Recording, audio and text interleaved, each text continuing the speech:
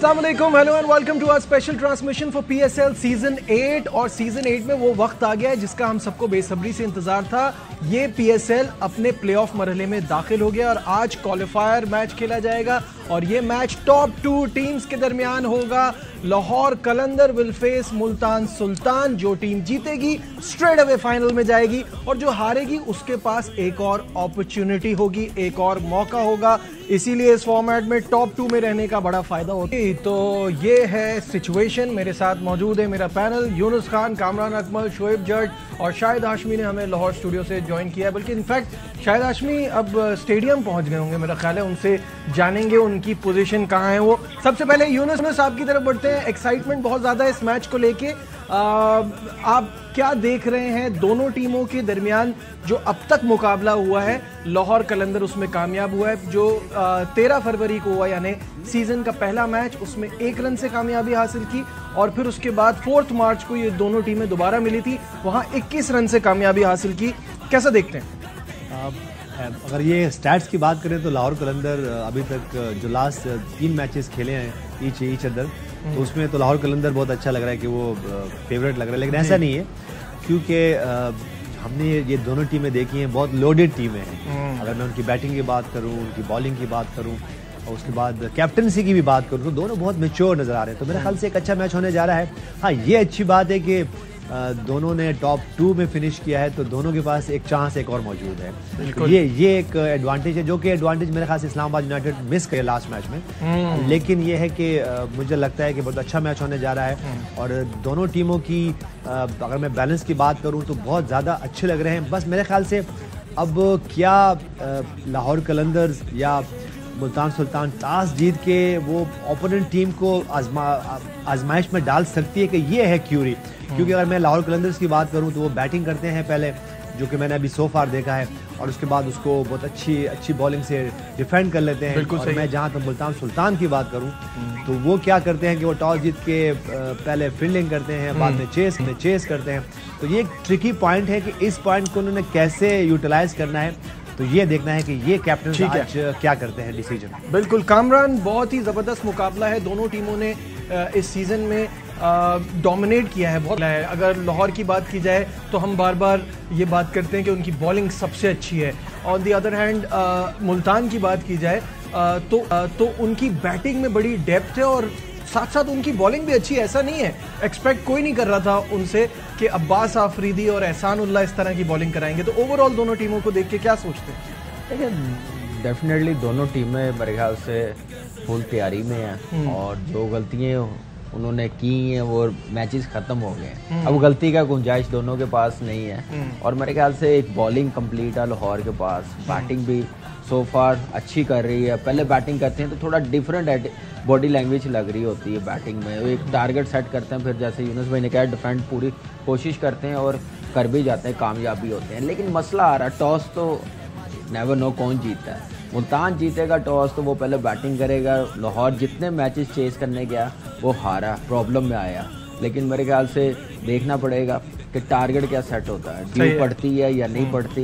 लेकिन देखा जाए होम एडवांटेज, क्राउड, फिर ज़्यादा मैचेस लाहौर में ही खेला हुआ है। ये एक एज है लाहौर की टीम को। एक अच्छा मैच दोनों टीमें बैटिंग और बॉलिंग का मैच नजर आएगा। अब दूसरा मुल्तान सुल्तान के शान को खिलाते हैं या उस्मान खान को खिलाते हैं, ये देखना पड़ेगा। अगर मैं समझूं तो मैं एक्सपीरियंस के साथ जाऊं, जो खेलता हुआ आ रहा है, एक्सपीरियंस, मैच्योर, जो फास्ट बॉलिंग को टैकल कर सकता है। ठीक है, उसने 100 किया लेकिन वो पूरी कंप्लीट बॉलिंग नहीं थी कोयटा की।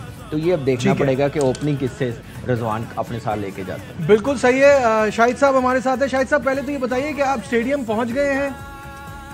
बिल्कुल, स्टेडियम से आपसे बराह रास्त मुखातिब। बिल्कुल सही है। तो उम्मीद करते हैं कि ये मैच जो है ये बड़ा ज़बरदस्त मुकाबला है, ये भी अच्छे से हो जाए। मुझे बताइएगा क्या देख रहे हैं दोनों टीमों की स्ट्रेंथ और वीकनेस? शाहिद साहब, देखिए दोनों टीमें बड़ी बैलेंस हैं, लेकिन जिस तरह अभी यूनुस ने भी कहा, कामरान ने भी कहा कि एक दो चिंक्स हैं लाहौर की आर्मरी में कि वो चेज नहीं करते। तीनों मैच वो चेज करते हुए हारे, तो उनको उसके ऊपर काबू पाना पड़ेगा। लेकिन अच्छी बात होती है क्वालिफायर की कि आपके पास एक चांस होता है, अगर आप हार भी जाएं तो आपके पास एक चांस है। मैं ओवरऑल देख रहा था पिछले जो 7 एडिशन हुए PSL के, उसमें जो टीम क्वालिफायर जीतती है वो 4 दफा फाइनल जीती है, और जो क्वालिफायर हारती है वो 3 दफा फाइनल जीती है। और पिछले साल यही हुआ था कि इन्हीं दोनों टीमों के दरमियान क्वालिफायर हुआ था, तो मुल्तान सुल्तान ने क्वालिफायर जीता लेकिन फाइनल में वो हार गई।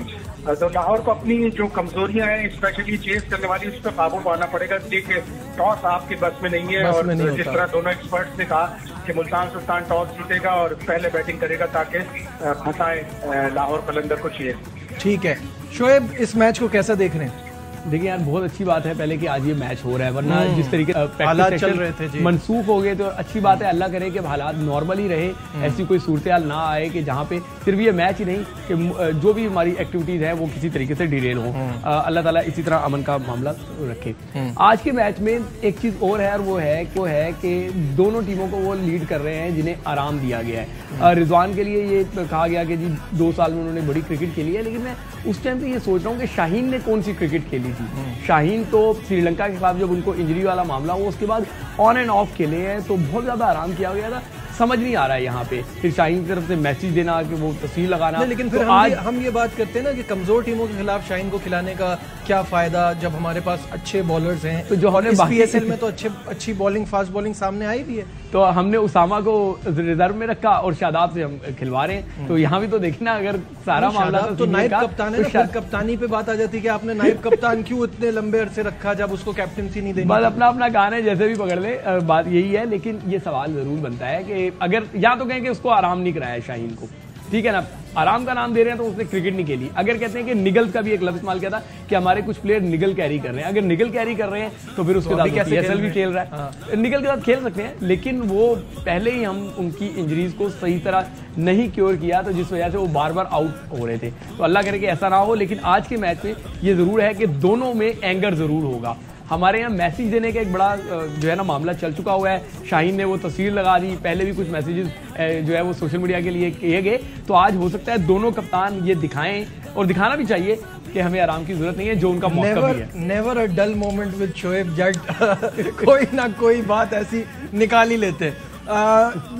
यूनुस, इसी पे आऊंगा आपकी तरफ। क्या रेस्ट देने की जो बात है वो तो ठीक है कि जब आप कहते हैं कि यंगस्टर्स को चांस देना है, मौका देना है, तो उसमें तो कोई प्रॉब्लम नहीं होनी चाहिए। क्या मैं शोएब के लिए अब अंदर की मैं बात अरे जिंदाबाद शोएब नहीं ला पाए या वो शेयर नहीं करना चाह रहे। मेरे ख्याल से हुआ ये था, मुझे लगता है, मेरे कंफर्म नहीं है कि मे भी शाहीन शाह अफरीदी ही कैप्टन जा रहे थे, लेकिन फिर क्या हुआ कि उसके बाद जो जितनी कंट्रोवर्सीज बनी या जितने हमने कोई एक आधा हफ्ते से हम लोगों ने बैठ के उस पर बातें की कि क्यों होना चाहिए, वो होना चाहिए। मेरे ख्याल से शादाब खान भी नहीं थे टीम में, क्योंकि बिल्कुल नहीं उनकी, अगर देखिए वो कंफर्म कह रहे हैं क्योंकि उनके इल्म में था कि नहीं थे। मुझे तो बैठक भी पता है जो लाहौर में हुई है। जी वो इंजरी भी कैरी कर रहे थे। क्या हम वो शॉट दिखा सकते हैं चेयरमैन साहब का, जिसमें उन्होंने वो कप्तानी के हवाले से बात की है?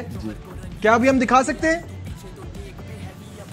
अच्छा, अभी नहीं दिखा सकते, ब्रेक आएंगे और फिर आके दिखाएंगे कि उनका क्या कहना था। उन्होंने तो नहीं बिल्कुल पिन पॉइंट कर रहे हैं। मैं बेसिकली नहीं, मैं अपने एक्सपीरियंस से ये बात शेयर करूँ। अगर आपने ब्रेक लेना तो ब्रेक के बाद यहाँ ब्रेक लेते हैं और फिर डिस्कशन को आगे बढ़ाएंगे। हमारे साथ रहिए।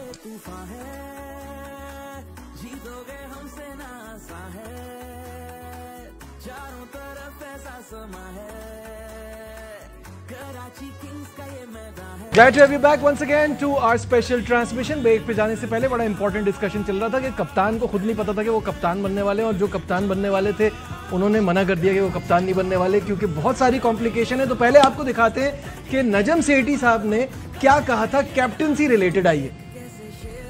था कि कुछ मीडिया वालों ने यहाँ स्पेकुलेशन शुरू कर दी कि ये शायद कोई साजिश हो रही है कप्तानी के बारे में, या इस किस्म की कोई चीज़ हो रही है।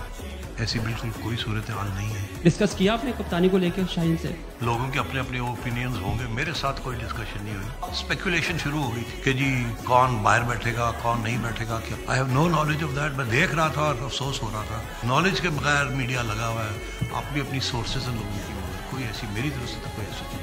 हाँ जी, कुछ मीडिया वाले सुन रहे हैं आप शोएब, वो कह रहे हैं कुछ मीडिया वाले बगैर बगैर नॉलेज के ये खबर फैला रहे हैं। शाहीन से तो मेरी बात भी नहीं हुई। मैं वही कह रहा हूँ, दोबारा आप सुन लें। चेयरमैन बार बार नहीं कहता अच्छा वो बात रह गई थी दोबारा पूरी कर लें। अच्छा ये तो पॉइंट रह गया था, चेयरमैन ने लास्ट कॉल करनी होती है और वो 12:15 से पहले की थी। 12:15 बजे तस्वीर आ गई थी। उससे पहले चेयरमैन के सराउंडिंग वालों ने जो कोशिशें की थी वो सबके सामने है। लेकिन वो सारे मामले, लेकिन उन्होंने स्पेसिफिकली कहा कि मेरी कोई बात नहीं हुई, तो आप कह रहे हैं कि वो गलत कह रहे हैं। चेयरमैन की बात नहीं हुई यार, मैं भी यही तो कह रहा हूँ। चेयरमैन की बात 12:15 बजे के करीब हुई, 12:15 बजे ट्वीट आ गया। उससे पहले सारे मामला इधर उधर से क्रिकेट बोर्ड से ही हो रहे थे ना सारे मामला ऐसे। अच्छा बात सुने, जब कोई बात नहीं हुई थी फिर ये खबरें क्यों थी कि जी खिलाड़ी अब आराम नहीं करना चाहते, उन्होंने मैसेज कन्वे कर दिया। जब कोई बात ही नहीं तो मैसेज किसको कन्वे कर रहे हैं? ये सारी बातें हो रही होती हैं, बाद में कहते हैं मट्टी पाओ। 2-3 बार ब्रेक में पेन फेंक चुके हैं कामरान अकमल और ऊपर से फेंक और गुस्से में भी नजर आ रहे हैं। ये पेन फेंकने का सिंबल है। इस पूरी ट्रांसमिशन में हमने कुछ सीखा हो ना सीखा हो, ये सीख लिया है कि जब कामरान ऐसे फेंकते हैं तो कोई मतलब की बात नहीं हो रही। तो अब आप बताएं क्या चीज गलत हुई है इस बात में? देखिए, कप्तानी की जहाँ तक बात है, शादाब की बात की है कि वो भी स्क्वाड का हिस्सा नहीं बन रहा था, रेस्ट कर रहा था। मेरे ख्याल से उसको इसलिए नहीं बताया था, वही लीड कर रहा था। मेरी जहाँ तक इंफॉर्मेशन है, जो मैंने आइडिया लगाया, मेरी ओपिनियन है, बात मेरी किससे नहीं हुई। और अगर प्लेयर्स कह रहे हैं कि शाहीन जा रहा है या प्लेयर्स कह रहे हैं कि हमें लेट बताया, सेम डे बताया टीम का, तो फिर आके मीडिया पे बता दे ऐसे बातें क्यों कर रहे हैं सारे। तो वो बता दें आके कि हमें पहले इन्फॉर्म कर दिया गया। सेठी साहब ने जैसे बताया, बोर्ड ने पहले इन्फॉर्म किया होगा, शायद उन्होंने नहीं बताया, इसलिए ये बातें चल रही हैं।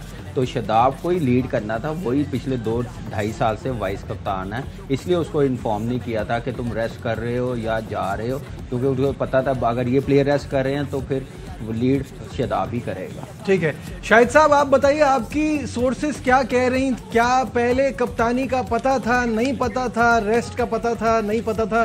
क्या इन्फॉर्मेशन है आपके पास? देखिए, सारे मामले में कुछ कंफ्यूजन हुई है। आखिरी वक्त में शाहीन शाह अफरीदी के साथ कोई ऐसी कंफ्यूजन हुई जिसकी वजह से वो हटे। अभी मैं ये चीज आपको बता नहीं सकता, लेकिन देखिए, कोई भी खबर निकलती है कि ये कप्तान बन रहा है या वो कप्तान बन रहा है, ये कहाँ से निकलती है? ये निकलती है पाकिस्तान क्रिकेट बोर्ड से। Exactly. क्रिकेट बोर्ड ये ऐसे फिलर छोड़ता है कि हम इसको बना रहे हैं, हम उसको बना रहे हैं, थोड़ा सा देखता है, चेक करता है, नब्ज टेम्परेचर चेक करता है कि देखें इस खबर को हम फिलर के तौर पर छोड़ रहे हैं, देखें क्या रिएक्शन आता है। जब ये सेटअप आया था उसी वक्त बातें शुरू हो गई थी कि टेस्ट की कप्तानी शान मसूद को दी जाएगी, T20 की कप्तानी इमाद वसीम को दी जाएगी, वनडे की कप्तानी शायद बाबर आजम तक की रहे या शाहीन शाह अफरीदी को किसी को दे दी जाए। तो ये चीजें क्रिकेट बोर्ड से निकलती हैं, कहीं और से नहीं आती, BCCI से नहीं आती, हमें मिलती है मीडिया को पाकिस्तान क्रिकेट बोर्ड से ही मिलती है और वहीं से स्पेकुलेशन शुरू होती है। लेकिन इस सारी कहानी का सबसे अच्छा पहलू ये रहा कि नजम सेठी खुद आए, उन्होंने प्रेस कॉन्फ्रेंस में कहा कि मैंने इन प्लेयरों को एतमाद में लिया। अगर इन प्लेयरों को भी मीडिया से, सोशल मीडिया से पता चल रहा होता तो ये बात बुरी हो जाती और उन प्लेयरों को हर्ट भी कर। ठीक है, इसका फाइनल थॉट आपसे लेना चाह रहा हूँ। मैं फाइनल टीम के ऊपर ही ज्यादा बात हो गई आज तो। बारहा ऐसे हमारे कैरियर में भी हो चुका है, बिल्कुल, और आगे भी हम देखेंगे, आगे भी इसी तरह होता रहे। लेकिन सबसे स्मार्टली मैं कह सकता हूँ, नजम अजीज सेठी साहब ने जो खुद कहा, उनकी आपने स्पीच में ये देखा होगा जब उन्होंने अनाउंसमेंट किए, तो उन्होंने कहा कि मैं सब कुछ देख रहा था।